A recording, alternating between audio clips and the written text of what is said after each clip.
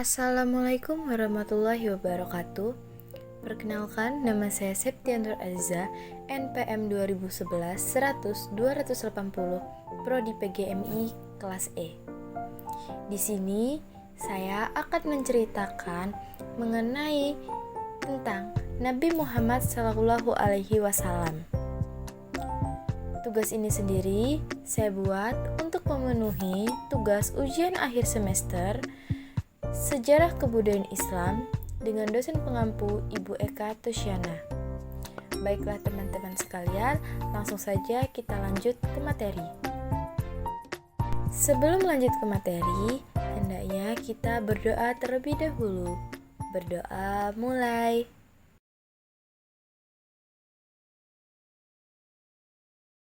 Berdoa selesai. Baiklah, langsung saja kita masuk ke materi. Kisah Nabi Muhammad Sallallahu Alaihi Wasallam. Kisah Nabi Muhammad Sallallahu Alaihi Wasallam di awal kelahirannya. Kisah Nabi Muhammad Sallallahu Alaihi Wasallam dimulai sejak hari kelahirannya, yaitu pada tanggal 12 Rabiul Awal atau bertepatan di hari Senin 20 April 571 Masehi. Momen ini terjadi bersamaan dengan peristiwa sensasional di mana terdapat pasukan gajah yang hendak merobohkan Ka'bah, tempat suci dan bersejarah bagi kaum muslim. Allah Subhanahu wa Ta'ala pun mengirimkan segerombol burung ababil untuk menghentikan perbuatan buruk tersebut dengan cara menjatuhkan batu-batu penyebar penyakit kepada kaum berpasukan gajah. Di tahun yang dikenal dengan tahun gajah inilah Nabi Muhammad lahir di Mekah. Selanjutnya akan lanjut ke kisah Nabi selanjutnya, tapi kita nyanyi dulu yuk.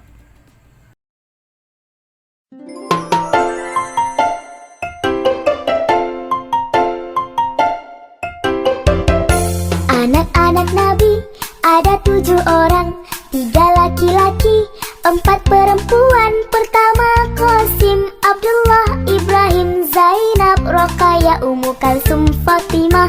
Ibunya bernama Siti Aminah, ayahnya bernama Abdullah, kakeknya bernama Abdul Muthalib, pamannya bernama Abu Thalib. Mari kita mengenali keluarga Nabi, keluarga yang terpuji, keluarga suci.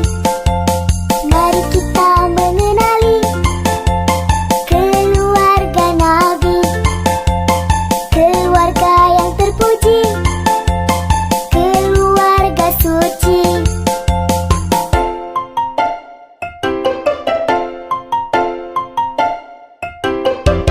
Ini lagunya, lanjut ke materi ya.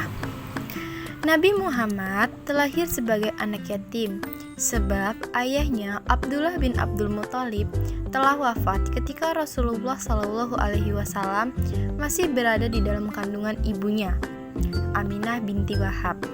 Tak lama setelah itu, ibunya pun meninggal dunia ketika Rasulullah Shallallahu Alaihi Wasallam masih berusia 6 tahun, sehingga Nabi Muhammad diasuh oleh kakeknya yang bernama Abdul Muthalib.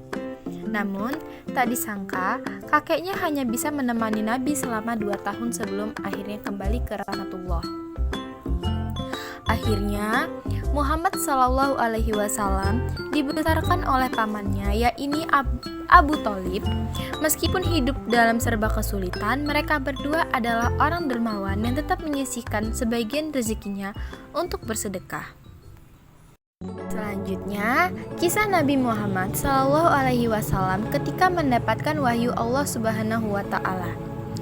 Ketika telah dewasa, Nabi Muhammad membantu perekonomian pamannya dengan berdagang barang yang diambil dari seorang janda kaya raya, yaitu Siti Khadijah binti Khuwailid. Rupanya, sifat jujur dan dapat dipercaya Nabi Muhammad dalam bekerja tidak hanya memberi pengaruh baik bagi perekonomiannya, namun juga membuat Siti Khadijah terpesona, dan akhirnya mereka pun mengikat hubungan pernikahan. Selang beberapa waktu, Nabi Muhammad mendapatkan mimpi tak terduga, di mana ia dihampiri oleh malaikat Jibril. Rasulullah tidak bisa menghilangkan pikiran tersebut dari kepalanya sehingga beliau memutuskan untuk merenung sejenak di Gua Hira. Pada saat itu, malaikat Jibril benar-benar datang dan menemui Nabi Muhammad untuk menurunkan wahyu Allah Subhanahu wa taala. Yang pertama berupa ayat Quran surat Al-Alaq ayat 1 sampai dengan 5. Sejak kejadian itu, Nabi Muhammad mulai melakukan dakwah tersembunyi. Pengikut di antaranya yaitu Abu Bakar Al-As-Siddiq, Zaid bin Haritsah, Ali bin Abu Thalib, Ummu Aiman, dan tidak lain tidak bukan adalah istrinya Siti Khadijah. Setelah itu, Allah Subhanahu wa taala memerintahkan Rasulullah agar kegiatan dakwahnya dilaksanakan terang-terangan. Perintahnya disampaikan melalui salah satu surat Al-Quran yaitu Al-Hijr ayat 94. Sebagaimana sifat tabligh yang dimiliki oleh Nabi Muhammad, beliau pun menuruti suruhan Allah Subhanahu wa taala. Pada tahun ke-11, pimpinan Nabi Muhammad ditinggalkan selamanya oleh istri tercinta dan juga paman kesayangannya. Rasulullah begitu terpuruk kala itu. Maka Allah mengirimkan malaikat Jibril untuk menemani Muhammad melanjutkan perjalanannya dari Masjidil Haram menuju Masjidil Aqsa. Perjalanan berikut dikenal dengan sebutan Isra Miraj. Di sini juga terjadi peristiwa penting di mana Nabi Muhammad mendapat perintah bahwa sholat 5 waktu adalah hal yang wajib bagi umat Islam. Selanjutnya, kisah Nabi Muhammad SAW di hari akhirnya. Bertahun-tahun sudah Rasulullah menyebarkan nilai-nilai kebaikan. Sampai pada satu titik beliau mengalami sakit parah yang tak kunjung sembuh dan akhirnya Nabi Muhammad SAW pun pulang ke rumah Allah Subhanahu wa taala. Abu Bakar sebagai sahabat Rasulullah dalam pidato kematian Nabi mengucapkan firman Allah dalam surat Az-Zumar ayat 30. Itulah hari paling berduka bagi seluruh umat Islam. Maka dari itu, setiap tanggal 12 Rabiul Awal Hijriah diperingati hari Maulid Nabi untuk mengenang kisah perjalanan Nabi Muhammad SAW.